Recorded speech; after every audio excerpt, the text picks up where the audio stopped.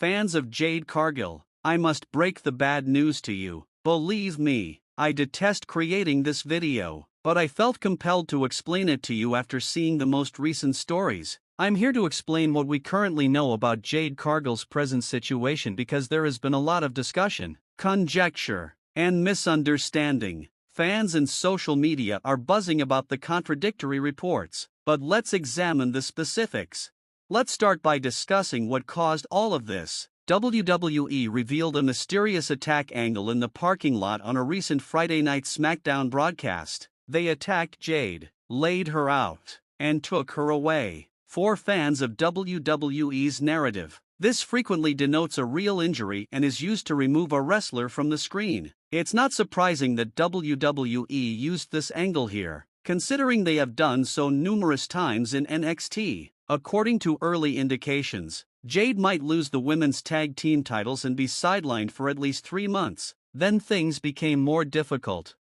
According to a story published by PW Insider, Jade was unharmed and this was all part of her injury angle. But other credible sources, including as Dave Meltzer from Wrestling Observer, Sean Ross Sapp from Fightful Select, and WrestleVotes, consistently said the opposite. Jade Cargill's injuries are real. She is also allegedly listed on the injury list in WWE's internal paperwork, which insiders claim isn't a fabrication. The status of the performers is communicated to the staff and creative team via this list. Her inclusion on the injury list indicates that she is actually injured and not merely a plot point. On Wrestling Observer Live on Monday, Brian Alvarez gave the injury claims additional credence. "I don't care what you read online. Jade Cargill is seriously hurt," he stated. There are several reasons why this remark is alarming. It first verifies that she has suffered severe injuries and will require time to heal, whether that time is spent resting, undergoing surgery, or receiving stem cell therapy. Second, the extent of her injuries is unknown to us. Is it a problem with the neck, an ACL tear, a back injury? Fans are disturbed by the lack of information because it is unclear how serious her illness is.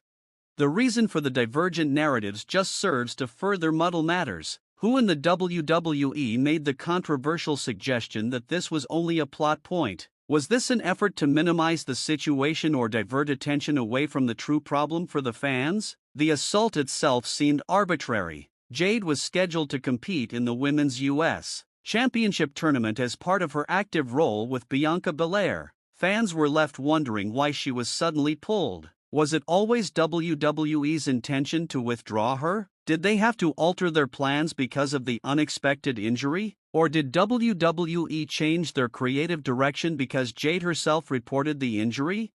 Most likely, WWE used the attack angle to write Jade off television because she is coping with a serious injury. However, there are more questions than answers because of the secrecy surrounding her disease. It makes sense that fans are concerned. Does this injury pose a threat to one's career? Or is it a minor injury that will just heal with time? Jade's lack of comment on the subject just feeds rumors. This is in line with her previous strategy. She went completely silent after losing the TBS title in AEW, only mentioning in a tweet that she might move to Hollywood. She spent months off without giving a reason to the world, and she did the same when she left AEW for WWE.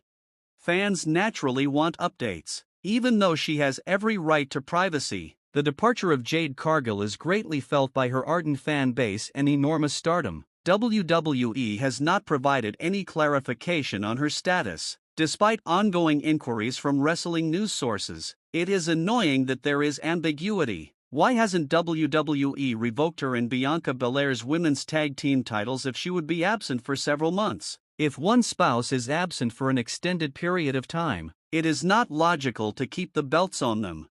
On this week's SmackDown, Bianca and Naomi are slated to defend the belts together. Why not give up the titles rather than creating a makeshift tag team if Jade is hurt? WWE may be attempting to create tension and keep fans wondering about Jade's whereabouts, but this strategy seems ill-advised. Lengthening this mystery is pointless if Jade's injuries would keep her out for months. If there's a rapid payout, the whodunit angle where fans guess who attacked Jade might work, but not if we're waiting 6 months for answers. WWE is obviously attempting to maintain the plot, but at what expense? Concerned about Jade's health and the tag team title's future, fans are left in a state of uncertainty. Alright, if the mystery is supposed to be solved in a few weeks, however, if months pass before the payoff materializes, it's time to move on. Remove the titles, give Bianca more time to concentrate on her solo career, and then go back to the plot when Jade is ready to come back. Why not now? WWE has done this with wounded champions before. Another concerning aspect is the lack of openness. Fans and wrestling writers have been talking about Jade's injury every day. However, there is no definitive explanation for what is happening. Is she alright? Has she undergone surgery? What's the duration of her absence? WWE hasn't responded to these fundamental queries. Fans of Jade find it difficult to cope with this uncertainty. We want to know if she will be returning to action soon since we are concerned about her health. It's important to remember that WWE doesn't always handle injured stars in an easy way. In order to preserve the privacy of the talent, they may withhold information. At other instances, they may postpone statements in order to create tension. However, in this instance, supporters feel that the absence of knowledge is more detrimental. One of WWE's biggest stars, Jade's departure creates a gap. Fans are forced to rely on contradictory claims from wrestling media if WWE doesn't provide updates, which just makes things more confusing. Meanwhile, there is still conjecture over the attack plot. While some fans think it might result in the introduction of a new wrestler, others anticipate Bianca or Naomi will be exposed as the attacker. However, these arguments aren't very credible if Jade isn't coming back anytime soon. WWE must concentrate on practical fixes, such as appointing new tag team champions and providing Bianca with new guidance. Extending the mystery without a definitive conclusion runs the danger of offending fans and reducing interest in the plot. In the end, Jade's health comes first. We all want her to fully recover, whether it means surgery, physical treatment, or simply time to heal. Her supporters will be there when she's ready to make a comeback since she is an incredible talent with a great future. However, WWE must handle the matter more openly in the interim. Fans' worries may be allayed and reasonable expectations for Jade's comeback could be established with clear communication. In conclusion, fans are frustrated with Jade Cargill's current circumstances. Unnecessary confusion has been caused by the inconsistent reports, the lack of updates, and the improper handling of the women's tag team titles. WWE ought to remove the titles, concentrate on advancing the plot, and give fans a clear update on Jade's health. We will always be there for her, but it would be much easier if WWE could provide some clarity. As of right now, we can only wish for the best and eagerly await the day when Jade Cargill returns to the ring in triumph.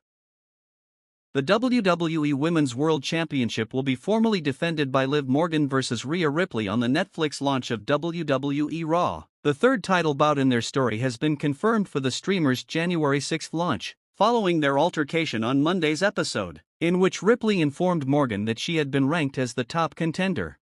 Former champion and archenemy Ripley has shadowed Morgan's reign over the last 200 days, after the first women's world champion was forced to give up her title after 380 days due to an injury that was brought on by Morgan's backstage ambush. The title eventually ended up in Morgan's hands through Becky Lynch, when it was revealed at SummerSlam that Dominic Mysterio had changed sides to cost the challenger in guarantee. The champion and new girlfriend kept the title before being imprisoned in a shark cage for the rematch at Bad Blood. Ripley spent the time following her return attempting to regain the title she never lost. Although Ripley won that match, Raquel Rodriguez's interference resulted in his disqualification, so he was not awarded the championship.